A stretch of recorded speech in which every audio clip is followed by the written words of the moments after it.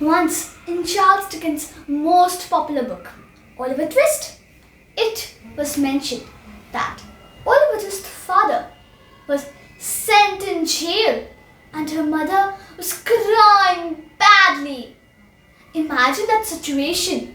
Oliver Twist decided that as he was the eldest brother in his family, he must do something to earn money, get food for his family's survival. So he decided to get work in a factory.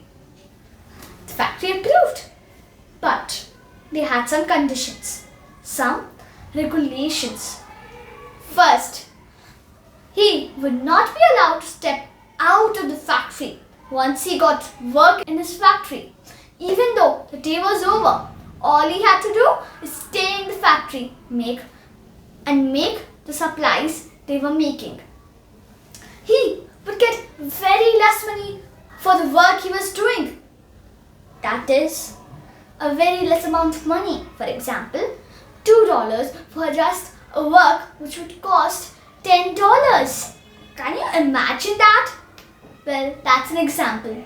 Next, in a story named One Friday Morning, I read a girl was going to win an artistic club award, but poor she was refused to win that award because she was just an African American citizen of America. Next, when Bill Gates was a child, he was a child, but still at that time, ladies and males were compared. Imagine if you are a girl and your brother is a boy, exactly, and you both are doing the same work, but the girl is getting just 59 cents for the work, and this for the same work, your brother is getting $1. Isn't that unfair? Exactly, it is. In older times, in India, even now, boys and girls are compared. Brother and sister, partiality are done between the siblings. That is unfair, isn't it? Imagine when you are in 8th or 9th grade, around 14 to 15 years. You are relaxing, studying in grade 9, 10, 8th. But in Oliver Twist was earning very less money, getting just breadcrumbs and water for one day, one at a time. Imagine, impossible to live like that. Still, these people survived. Otherwise, if we would be there, we would have died already. So, India has avoided this. Not fully, but a bit. As we all know that in the 18th century, the cruel Britishers took up to rule on our Hindustan, our Bharat, also known as India. They would jail one person, even though it's a child or a teenager, just for loving his country by heart. Isn't that cruel? Arresting a person for no reason. That is impossible. Again, avoiding salt. Imagine living and eating food which has no salt in it, no sugar in it, nothing in it. Can you live that way? Oh no, you can't. Oh yes, I know that everyone has got what I'm going to talk today. Hi friends, I am Kanupriya and welcome back to my channel. Today, I am going to speak about the Republic Day of India, which is going to be on 26th January 2025, this year. But, do you know why do we celebrate it? The history behind it? There's a rich history behind it. If you know that, you'll be amazed, mind-blowing. And this is not a jubilant story, not a happy one. This one is a mournful one, a sad one. Let's get started. 200 years ago, in the 18th century, the Britishers decided to rule among us, to rule India.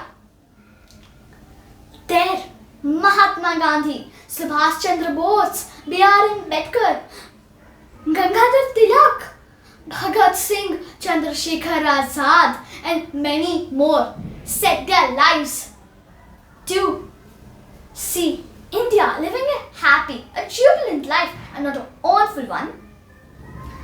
They wanted India to get freedom, and we got it after 200 years of rule under the British rule. In 1946, 15 August 1946. This day we were named as Indians. India means I stands for independent, N stands for nation, D stands for declared, I stands for in, and A stands for August. Independent nation declared in August. Then B.R. Ambedkar and 6 other members decided to write the Constitution of India. The first person to sign the Constitution of India was none other than our first present Prime Minister, Pandit Jawaharlal Nehru. They took 2 years, 11 months and 17 days to write this Constitution of India. It is the longest handwritten Constitution of India. Or you can also say Constitution of the world, the longest written constitution, handwritten. It was thus declared as the Constitution of India on 26 November, which we celebrated today as the Constitution Day. But we started using the Constitution of India on 26 January. Know why? Even I don't know that. Maybe because of some procedures, some changes in it, and many more things. Thus, on 26 January 1950, we were declared as a republic nation, an independent nation, a nation who will work on its own, a democratic government, not a monarchy, an oligarchy, or even a dictatorship like Kim Jong-un in North Korea or Hitler. Do you know what's an oligarchy? Or do you know what's a monarchy? I'll tell you what. Oligarchy is a government which is ruled by rich people like sportsmen, actresses. If it was in India, it would be like Mukesh Ambani, Dhirubhai Ambani, if he was alive. The Ratan Tata, if he was alive. Many actors and actresses, Neeraj Chopra, and many more sports persons. But fortunately, it's not like that. Oligarchy is a kingdom, is a government which is ruled by a king or a queen, like in UK, which has Rishi Sunak as its prime minister. Now you see, India is such a nice place to live on. We are gifted to live here. Then, why don't know more about it? If you all know anything more about the Republic Day of India, please comment down so that even I could learn something from you, not just you learning from me. I hope you liked this video. If yes, press the like button. New to the channel, subscribe now and share this video with your family and friends. Till then, bye-bye.